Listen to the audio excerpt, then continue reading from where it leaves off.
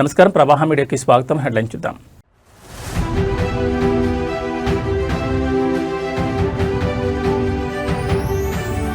తల్లికి వందనం నిధుల విడుదల. పాఠశాల విద్యార్థుల తల్లుల ఖాతాలో 13,000 జమ.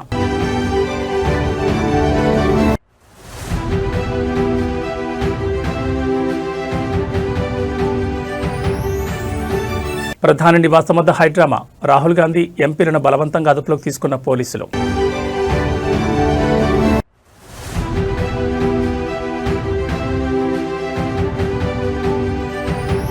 ఎస్ఐఆర్ ఓటర్ల నమోదుపై సీఎం రేవంత్ రెడ్డి సంచలన ఆరోపణలు.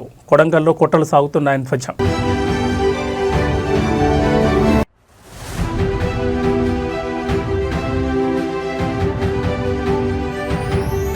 కొడంగల్లో సీఎం రేవంత్ రెడ్డి స్వయంగా రోడ్డెక్కి నిరసన. భారీ ర్యాలీతో భగ్గుమన్న కాంగ్రెస్ శ్రేణులు. ఇక డీటెయిల్స్ చూస్తే, మంగళగిరి నియోజకవర్గ అభివృద్ధిపై రాష్ట్ర మంత్రి నారా లోకేష్ అత్యంత కీలక మరియు భావోద్వేగ వ్యాఖ్యలు చేశారు. తనను నమ్మి భారీ మెజార్టీతో గెలిపించిన మంగళగిరి ప్రజలకు ఆయన ప్రత్యేక కృతజ్ఞతలు తెలిపారు. ప్రజలు అందించిన బలంతోనే తాను కేంద్రంలో మరియు రాష్ట్రంలో ఉన్న పెద్దలతో కూడా కొట్లాడి నియోజకవర్గానికి కావాల్సిన నిధులు, ప్రాజెక్టులను తీసుకురాగలుగుతున్నారని నారా లోకేష్ స్పష్టం చేశారు. మంగళగిరి నియోజకవర్గంలో నిర్వహించిన పలు అభివృద్ధి కార్యక్రమాల్లో పాల్గొన్న మంత్రి లోకేష్ ప్రజలతో మమేకమయ్యారు. ప్రజలిచ్చిన విజయం తనకు ఒక పెద్ద బాధ్యతను, కొండంత ధైర్యాన్ని ఇచ్చిందన్నారు.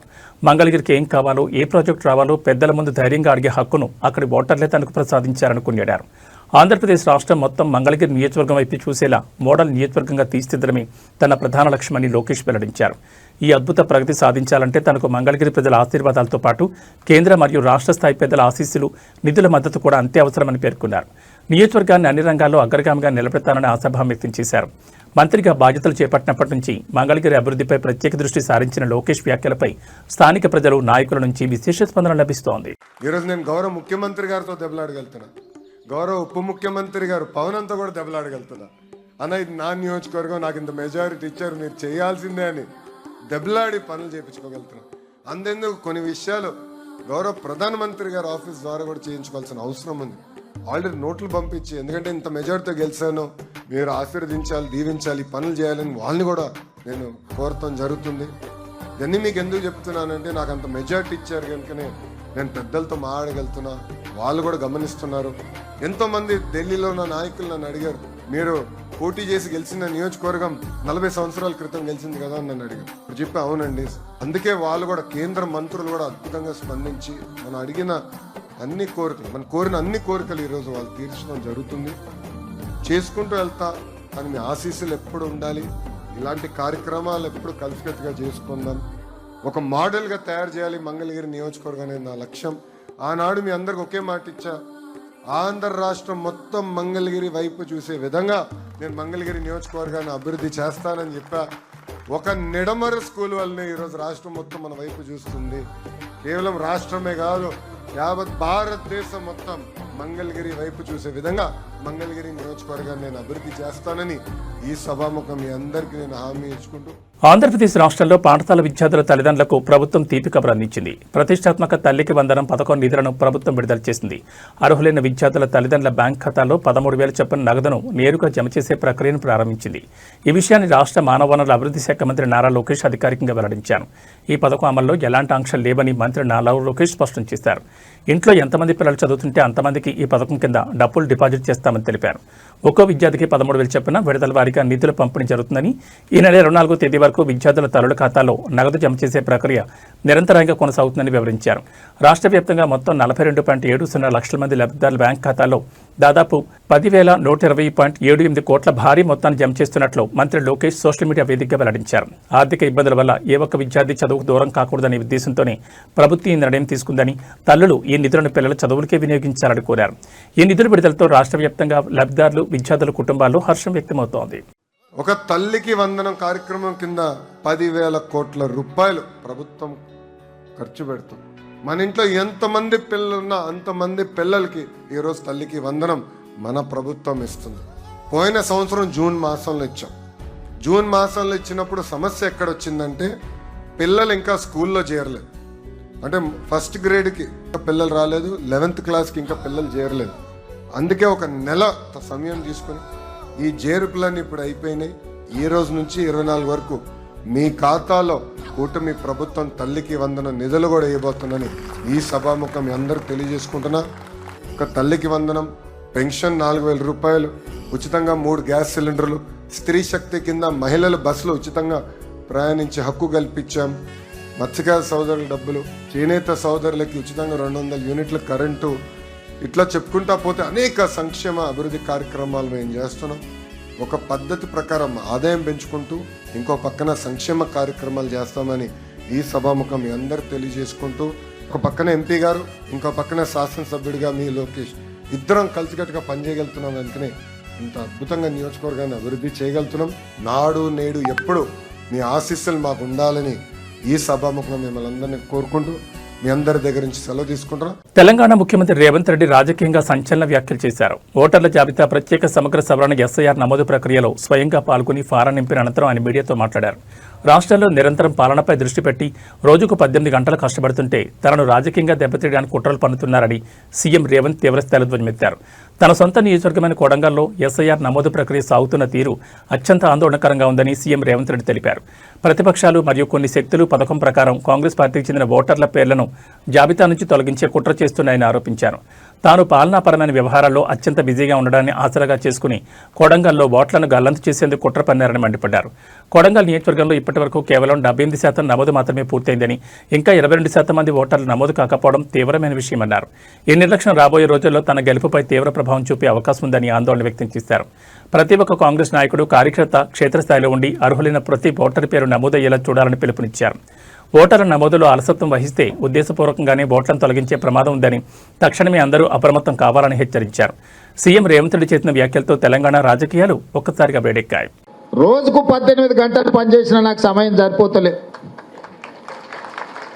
రాష్ట్ర స్థాయి కార్యక్రమాలల్లో నేను నిత్యం లీనమైనప్పుడు కొడంగల్లో దొంగ దెబ్బ తీయాలని కుట్ర చేస్తే మీరందరూ అప్రమత్తంగా ఉండి కొడంగల్లో కుట్రలు చేసేటోళ్ళని బొందబెట్టాల్సిన బాధ్యత మీ మీద ఉన్నదా లేదా అని చెప్పి నేను అడగదలుచుకున్నా. ఎట్లయినా కొడంగల్లో దెబ్బ తీయాలి. రాష్ట్ర స్థాయిలో మాకు అడ్డంకిగా మారిండు, మా కంట్లో నలుసుగా మారిండు, మా తప్పులను పట్టుకొని అడుగుతున్నాడు, కడుగుతున్నాడు. అందుకే రాష్ట్ర స్థాయిలో దెబ్బతీయాలంటే పునాదిలో దెబ్బతీయాలని ఈరోజు బీఆర్ఎస్ వాళ్ళు, బీజేపీ వాళ్ళు కుట్ర చేస్తున్నారు. పేర్లు వేరుండొచ్చు, బీఆర్ఎస్ బీజేపీ, కానీ వాళ్ళ లక్ష్యం ఒక్కటే. వాళ్ళ దృష్టిలో ఒకరిని అధికారంలో నుంచి దించింది, ఇంకొకరిని అధికారంలోకి రాకుండా ఆపింది ఒక్కడే అని ఈరోజు కొడంగల్ ప్రజల మీద కక్ష కట్టి బీఆర్ఎస్ బీజేపీ వాళ్ళు కొడంగల్ శాసనసభ నియోజకవర్గంలో కాంగ్రెస్కు ఓట్లు వేసిన వాళ్ళ ఓట్లు తొలగించడం ద్వారా మనల్ని దెబ్బతీయాలని ఇలా కుట్ర చేస్తున్నారు. కాంగ్రెస్ అగ్రనేతలు, లోక్సభ ప్రతిపక్ష నేత రాహుల్ గాంధీ మరియు ప్రియాంక గాంధీలను ఢిల్లీ పోలీసులు బలవంతంగా అదుపులోకి తీసుకోవడాన్ని నిరసిస్తూ తెలంగాణ వ్యాప్తంగా కాంగ్రెస్ శ్రేణులు భగ్గుమన్నాయి. ఈ క్రమంలో ముఖ్యమంత్రి రేవంత్ రెడ్డి స్వయంగా రోడ్డుపైకి వచ్చి తన నిరసన తెలిపారు. వికారాబాద్ జిల్లా కొడంగల్లో సీఎం రేవంత్ రెడ్డి నేతృత్వంలో భారీ నిరసన ర్యాలీ మరియు ధర్నా కార్యక్రమం ఉద్రిక్తంగా సాగింది. కొడంగల్లోని తన నివాసం నుంచి సుమారు కిలోమీటర్ల దూరంలో ఉన్న అంబేద్కర్ విగ్రహం వరకు సీఎం రేవంత్ రెడ్డి కాలినడకన ర్యాలీగా వెళ్లారు. కేంద్ర ప్రభుత్వానికి, ఢిల్లీ పోలీసుల వైఖరికి వ్యతిరేకంగా కాంగ్రెస్ కార్యకర్తలు పెద్ద ఎత్తున నినాదాలు చేస్తూ విగ్రహం వద్ద ధర్నాకు దిగారు. శాంతియుతంగా నిరసన తెలుపుతున్న ప్రతిపక్ష నేతలను అక్రమంగా అరెస్టు చేయడం ప్రజాస్వామ్యాన్ని పరిహసించడమేనని ఈ సందర్భంగా సీఎం తీవ్రంగా మండిపడ్డారు. ఈ ర్యాలీలో కాంగ్రెస్ నాయకులు, కార్యకర్తలు మరియు స్థానిక ప్రజలు భారీ సంఖ్యలో పాల్గొని రాహుల్ గాంధీకి మద్దతుగా నినాదాలు చేశారు. కేంద్ర ప్రభుత్వం ప్రతిపక్షాలు గొంతు నొక్కేందుకు ఎంత ప్రయత్నించినా భయపడేది లేదని, రాహుల్ గాంధీ నాయకత్వంలో పోరాటాన్ని మరింత ఉధృతం చేస్తామని సీఎం రేవంత్ స్పష్టం చేశారు. అణచివేత చర్యలతో ప్రజాస్వామ్య పోరాటాలను ఆపలేరని హెచ్చరించారు. రాహుల్ గాంధీ అరెస్టు పరిణామాలతో రాష్ట్ర వ్యాప్తంగా నిరసన జ్వాలలు ఎగిసిపడుతున్నాయి.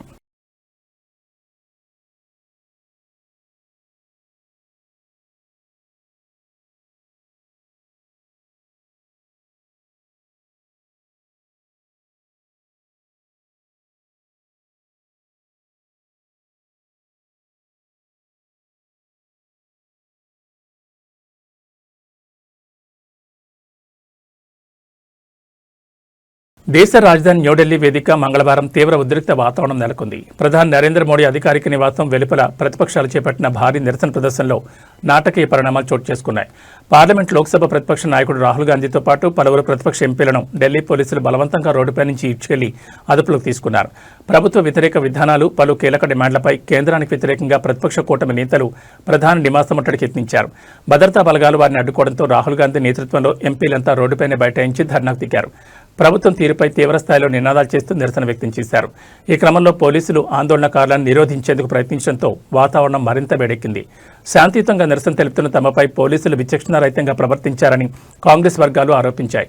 రోడ్డుపై కూర్చున్న రాహుల్ గాంధీని పోలీసులు బలవంతంగా లాక్కెళ్లి కాళ్లు చేతులు పట్టుకుని పోలీస్ వ్యాన్లోకి ఎక్కించారు. ప్రజల గొంతును నొక్కేందుకు కేంద్ర ప్రభుత్వం పోలీస్ బలగాలను ఉపయోగిస్తోందని, ఇటువంటి అణచివేత చర్యలకు తాము భయపడేది లేదని అదుపులోకి వెళ్లే సమయంలో రాహుల్ గాంధీ స్పష్టం చేశారు. రాహుల్ గాంధీ అరెస్టుతో దేశవ్యాప్తంగా కాంగ్రెస్ శ్రేణులు నిరసనలకు పిలుపునిచ్చాయి. ఈ ఘటనతో జాతీయ రాజకీయం ఒక్కసారిగా వేడెక్కింది.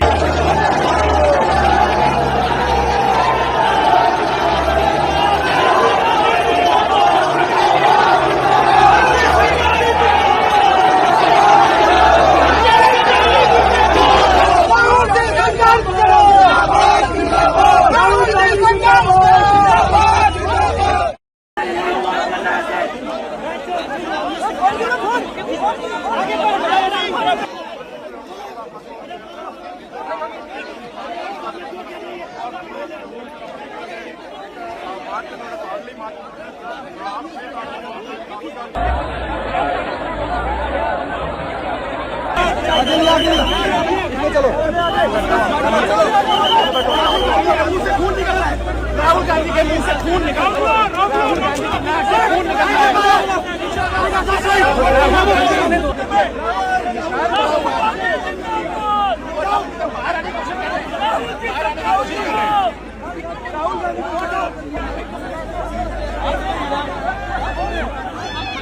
తిరుమల శ్రీవారి దర్శనానికి సంబంధించి తిరుమల తిరుపతి దేవస్థానం కీలక ప్రకటన చేసింది. తిరుమలలో భక్తుల రద్దీ తీవ్రంగా పెరగడం, క్యూ కాంప్లెక్స్లన్నీ శ్రీవారి దర్శనం కోసం వేచి ఉన్న భక్తులతో నిండిపోవడంతో ఎస్ఎస్డీ సర్వదర్శనం టోకెన్ల జారీని అధికారులు తాత్కాలికంగా రద్దు చేశారు. గురువారం నాటి దర్శనాల కోసం కేటాయించే టోకెన్ల పంపిణీని నిలిపివేస్తున్నట్లు ప్రకటించారు. రద్దీ పెరిగిన నేపథ్యంలో తిరుపతిలోని విష్ణు నివాసం, శ్రీనివాసం మరియు అలిపిరి వద్ద ఉన్న భూదేవి కాంప్లెక్స్లలో ఎస్ఎస్డీ టోకెన్ల జారీని అధికారులు తక్షణమే నిలిపివేశారు. ఊహించిన దానికంటే ఎక్కువ సంఖ్యలో భక్తులు తిరుమలకు చేరుకోవడంతో ఇప్పటికే టోకెన్లు పొందిన భక్తులకు ఇబ్బంది కలగకుండా ఈ నిర్ణయం తీసుకున్నారు. టోకెన్ల కోసం కేంద్రాల వద్ద వేచి ఉన్న భక్తులు సహకరించాలని అధికారులు విజ్ఞప్తి చేశారు. పరిస్థితిని ఎప్పటికప్పుడు సమీక్షిస్తున్నామని, శుక్రవారం నాటి శ్రీవారి దర్శనం కోసం గురువారం మధ్యాహ్నం నుంచి తిరిగి ఎస్ఎస్డీ టోకెన్లను అందజేస్తామని టీటీడీ స్పష్టం చేసింది. స్వామివారి దర్శనానికి వచ్చే భక్తులు ఈ మార్పులను గమనించి తమ తిరుమల ప్రయాణాన్ని ప్లాన్ చేసుకోవాలని సూచించింది. క్యూ లైన్లలో ఉన్న భక్తులకు అన్నప్రసాదాలు, త్రాగునీరు అందుబాటులో ఉంచేలా చర్యలు తీసుకుంటున్నారు. క్యూ కాంప్లెక్స్లలో రద్దీ తగ్గగానే సర్వదర్శనం టోకెన్ల ప్రక్రియ మళ్లీ సజావుగా సాగుతుందని అధికారులు వెల్లడించారు. అనంతపురం జిల్లా కనగానపల్లి మండలంలో అత్యంత దారుణ ఘటన వెలుగుచూసింది. వైఎస్ఆర్సీపీ తరపున క్రియాశీలకంగా వ్యవహరిస్తూ బూత్ లెవెల్ ఏజెంట్గా ఇటీవల ఓటర్ల సవరణ ఎస్ఐఆర్ ప్రక్రియలో చురుగ్గా పనిచేసిన అంకే నగేష్ను ప్రత్యర్థులు రాళ్లతో కొట్టి దారుణంగా హత్య చేశారు. ఈ ఘటన స్థానికంగా తీవ్ర కలకలం సృష్టించగా పాత కక్షలు, రాజకీయ విభేదాలే ఈ హత్యకు కారణమని వైఎస్ఆర్సీపీ వర్గాలు ఆరోపిస్తున్నాయి. కనగానపల్లికి చెందిన అంకే నగేష్ ఎస్ఐఆర్ ప్రక్రియలో భాగంగా వైఎస్ఆర్సీపీ ఓట్ల తొలగింపును గట్టిగా అడ్డుకున్నారని, ఆ కక్ష మనసులో పెట్టుకుని చిన్న అప్పు వివాదాన్ని నెపంగా చూపి ప్రత్యర్థులు రాళ్లతో దాడి చేసి ప్రాణాలు తీశారని స్థానికులు, బంధువులు ఆరోపిస్తున్నారు. ఘటనానంతరం నిందితులు అక్కడి నుంచి పరారవగా పోలీసులు కేసు నమోదు చేసుకుని దర్యాప్తును వేగవంతం చేశారు. విషయం తెలిసిన వెంటనే వైఎస్ఆర్సీపీ నేత, మాజీ ఎమ్మెల్యే తోపుదుర్తి రాజశేఖర రెడ్డి బాధితుల నివాసానికి చేరుకుని నగేష్ కుటుంబ సభ్యులను పరామర్శించారు. వారిని ఓదార్చి పార్టీ పరంగా అన్ని విధాలా అండగా ఉంటామని ధైర్యం చెప్పారు. శాంతి భద్రతలను విచ్ఛిన్నం చేస్తూ అర్ధరాత్రి హత్యలకు పాల్పడిన నిందితులను వెంటనే అరెస్ట్ చేసి కఠినంగా శిక్షించాలని పోలీసు యంత్రాంగాన్ని డిమాండ్ చేశారు. కనగానపల్లిలో హత్య ఉదంతంతో ఎలాంటి అవాంఛనీయ సంఘటనలు జరగకుండా పోలీసులు భారీగా మోహరించారు.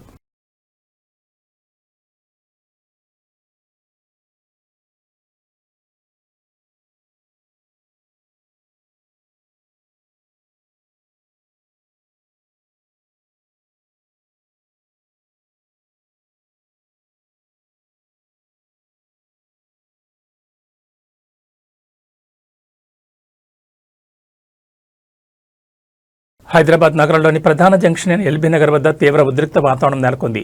తమ న్యాయమైన డిమాండ్లను వెంటనే పరిష్కరించాలని కోరుతూ గిగ్ వర్కర్ల సంఘాల పిలుపు మేరకు స్విగ్గీ, జొమాటో, ఓలా, ఉబర్ మరియు ఆటో డ్రైవర్లు భారీ సంఖ్యలో రోడ్లపైకి వచ్చి సమ్మె చేపట్టారు. ఎల్బీ నగర్ ప్రధాన చౌరస్తాలో వాహనాలను అడ్డంగా నిలిపివేసి ఆందోళన దిగడంతో విజయవాడ హైవేతో పాటు నగరం వైపు వెళ్లే రహదారిలో ట్రాఫిక్ స్తంభించింది. యాప్ ఆధారిత సంస్థలు అందిస్తున్న ఛార్జీలు, పేమెంట్లు ఏమాత్రం సరిపోవడం లేదని, కనీస వేతనాలు, ఆరోగ్య భద్రత మరియు పని వేళలపై స్పష్టమైన చట్టం తీసుకురావాలని డిమాండ్ చేస్తూ డెలివరీ బాయ్స్, క్యాబ్, ఆటో డ్రైవర్లు ఏకమయ్యారు. ఆందోళన తీవ్రరూపం దాల్చడంతో LB Nagar ring road, Sagar ring road వద్ద పోలీసులు భారీగా మోహరించారు. నిరసన కారణాలు చేసేందుకు పోలీసు బలగాలు తీవ్రంగా శ్రమిస్తున్నాయి. తమ సమస్యలపై రాష్ట్ర ప్రభుత్వం తక్షణమే స్పందించాలని, లేని పక్షంలో తమ ఆందోళనను మరింత ఉధృతం చేసి నేరుగా ముఖ్యమంత్రి నివాసాన్ని ముట్టడిస్తామని వర్కర్ల సంఘాల నాయకులు తీవ్ర హెచ్చరికలు జారీ చేశారు. వర్కర్ల సమ్మెతో నగరంలో ఆన్లైన్ ఫుడ్ డెలివరీలు, క్యాబ్ మరియు ఆటో సేవలకు తీవ్ర విఘాతం కలగడమే కాకుండా నిత్యం ప్రయాణించే వాహనదారులు తీవ్ర ఇబ్బందులు ఎదుర్కొంటున్నారు. ఎల్బీ నగర్ వద్ద సమ్మె పరిస్థితులు మరియు ట్రాఫిక్ ఆంక్షలపై పోలీసులు ప్రత్యేక నిఘా ఉంచారు.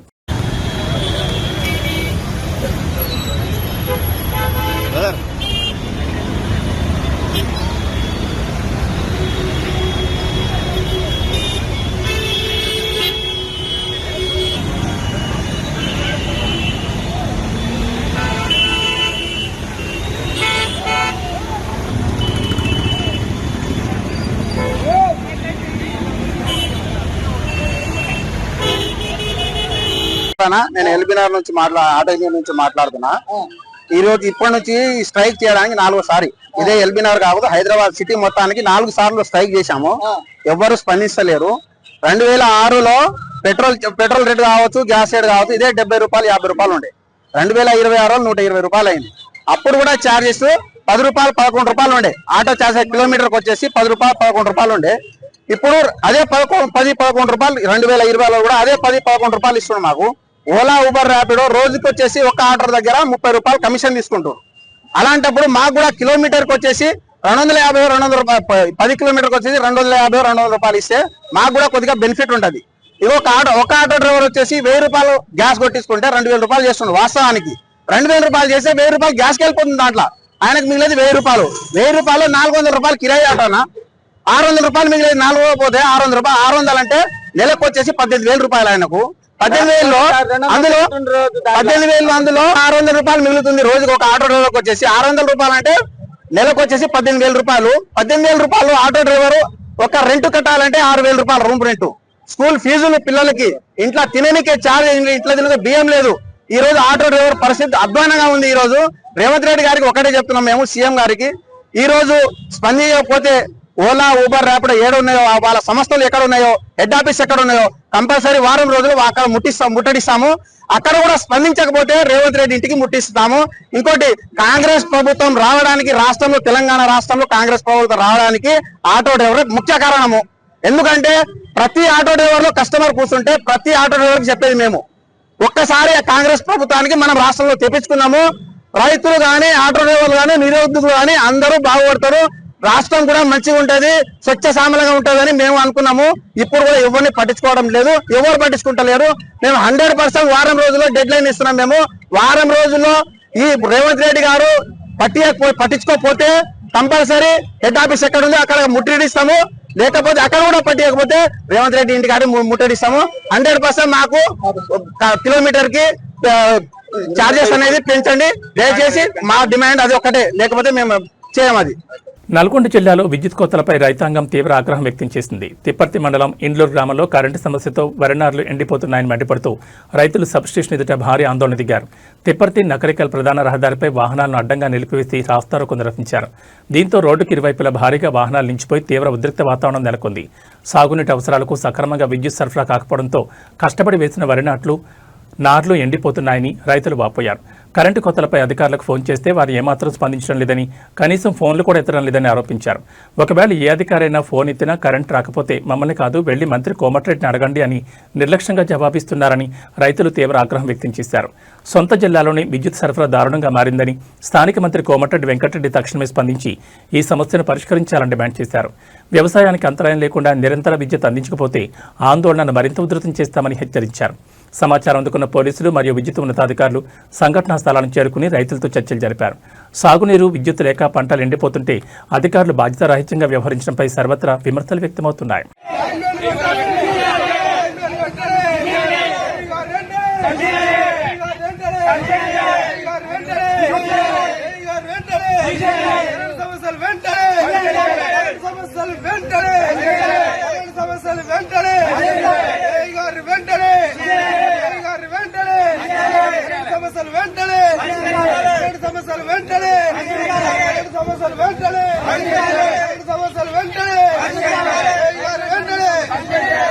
ఈ సంవత్సరాల ఈ కారు మొత్తం కరెంటు ఇస్తలేడు.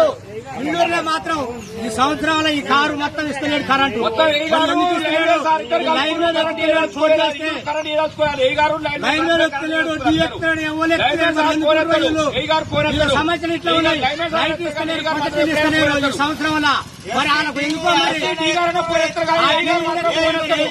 సమస్య ఎందుకు వచ్చారు? వాళ్ళ పనిచేయాలి, వాళ్ళు కరెంట్ అసలు వేయద్దు, మొత్తం పని చేయాలా? కరెంట్ అసలు వేయద్దు. ఈ సంవత్సరంలో కరెంట్ వేయలేదు, పని చేయాలి. వాళ్ళు ఎంత చెప్పున్నా పని చేయాలా? కరెంట్ అసలే పని చేయాలా? పోయి తురుకుంటూ పని పని చేయాలా? కరెంట్ మొత్తం పని చేయాలా? ఇవ్వద్దు, కరెంట్ ఇవ్వద్దు. ఈ సంవత్సరం ఇవ్వలేదు కరెంటు. కరెంట్ ఇవ్వలేదు ఈ సంవత్సరం. అసలే పని చేయని అసలే కరెంట్. అంటే మంత్రి పేరు చెప్తారు, అంటే మంత్రి పేరు చెప్తారు వీళ్ళంతా. మరి మంత్రి మాత్రం కరెంట్ ఇవ్వద్దు చెప్తున్నా ఎవరికైనా? ఎవరికైనా లైనరీ చెప్తున్నా, టీవీ చెప్తున్నా, ఎవరికైనా చెప్తున్నా? అంటే కరెంటు అంటే మంత్రి చేయి, మంత్రి చేయరి, మంత్రి చేయరి. మంత్రి వస్తాడు ఐడికే. ఈ లైన్ మ్యాన్ తెలుగు రాష్ట్రాల్లో మళ్లీ కరోనా కేసులు మెల్లగా వెలుగు చూస్తుండడం ఆందోళన కలిగిస్తోంది. ఆంధ్రప్రదేశ్తో పాటు తెలంగాణలోనూ పలు కొత్త పాజిటివ్ కేసులు నమోదవుతున్నట్లు ఆరోగ్య శాఖ వర్గాలు వెల్లడించాయి. నిన్న ఒక్కరోజు ఏపీలో 7 కొత్త కరోనా కేసులు బయటపడ్డాయి. మరోవైపు నగరంలో బోనాల ఉత్సవాల సందడి నెలకొన్న వేళ వైరస్ వ్యాప్తి చెందకుండా ప్రజలంతా ముందస్తు జాగ్రత్తలు పాటించాలని, బయటకు వెళ్లే సమయంలో తప్పనిసరిగా మాస్కులు ధరించాలని వైద్యులు సూచిస్తున్నారు. గత కొంతకాలంగా ప్రశాంతంగా ఉన్న కరోనా మహమ్మారి మళ్లీ పంజాబ్ విసిరేందుకు యత్నిస్తోంది. ఆంధ్రప్రదేశ్లోని పలు జిల్లాల్లో నమోదవుతున్న కొత్త కేసులు వైద్యాధికారులను అప్రమత్తం చేశాయి. అటు హైదరాబాద్ మహానగరంలోనూ పలు చోట్ల కోవిడ్ లక్షణాలు కనిపిస్తున్నట్లు సమాచారం. జనసాంద్రత ఎక్కువగా ఉండే నగరంలో ఒకవేళ వైరస్ వ్యాప్తి మొదలైతే చాలా వేగంగా విస్తరించే ప్రమాదం ఉందనే ఆందోళన వ్యక్తమవుతోంది.